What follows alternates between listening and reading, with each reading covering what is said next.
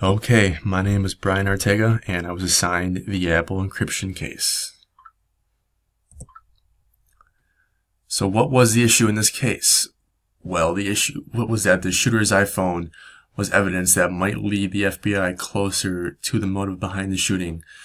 But the main problem was that the iPhone was passcode protected, and the FBI ran out of attempts to guess the passcode correctly, and so they were locked out of the phone.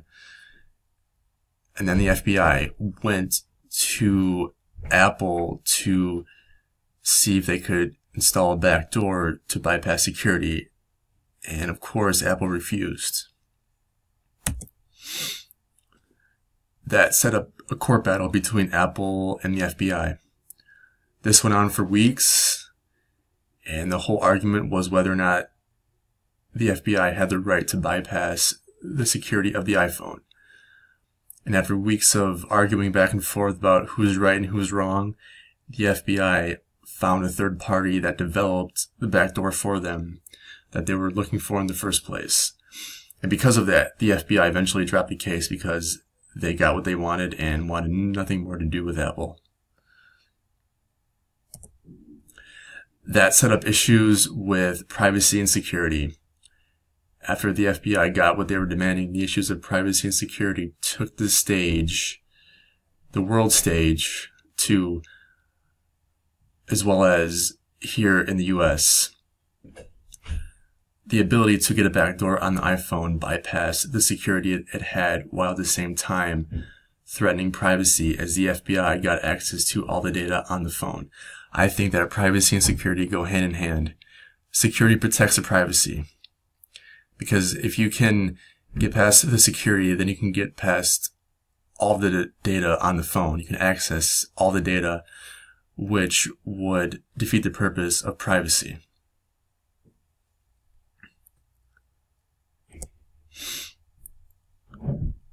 So that also raised ethical issues.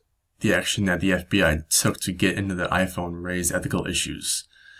While the FBI saw the iPhone as necessary to the investigation, the question was it really ethical, and was the FBI overstepping their boundaries? From a virtue ethics point of view, it can be argued that the FBI did not act in good character in its efforts to get into the phone. From a utilitarian point of view, it can be argued that the consequence of getting into the phone was that it violated the security and ultimately the privacy of the data. From a deontological point of view, it can be argued that the FBI would not like it if a third party was able to get a backdoor into their personal and work phones.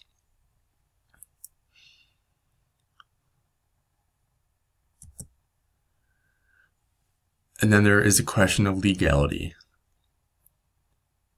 A judge obviously granted the FBI a court order that demanded Apple write software to bypass the security of the phone. And the iPhone was seen as evidence pertinent to the case. But a lot of people also argued that the government was stretching its powers. The FBI used the All Writs Act for their justification in getting a third party involved.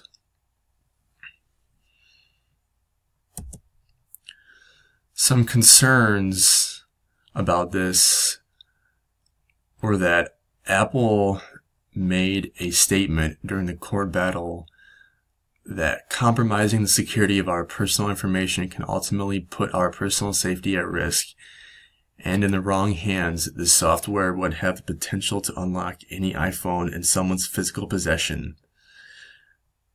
Tim Cook, but Apple as a whole was arguing that it would be like creating a master key, adding that capable of opening hundreds of millions of locks from restaurants and banks to stores and homes.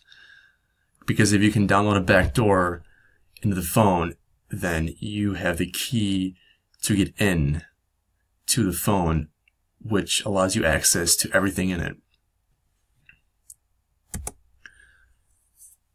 And then there was the issue of the precedent that it would set.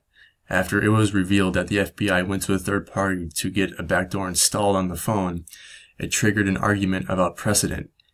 And of course, the big question became, if the FBI can get a backdoor on one iPhone, that shooter's iPhone, what is stopping the agency from using that same software on other iPhones it has for evidence in similar cases? Apple's CEO Tim Cook has also made statements saying that the software that the FBI was wanting Apple to write is akin to password cracking tools. And Cook also is concerned about the scope of installing a backdoor and how it could set a bad precedent for all cases that involve a locked phone. If you can do it on one phone, why can't it be done on the other thousands of iPhones that are in the evidence room that are the topic of big time cases? All right, and that concludes my presentation.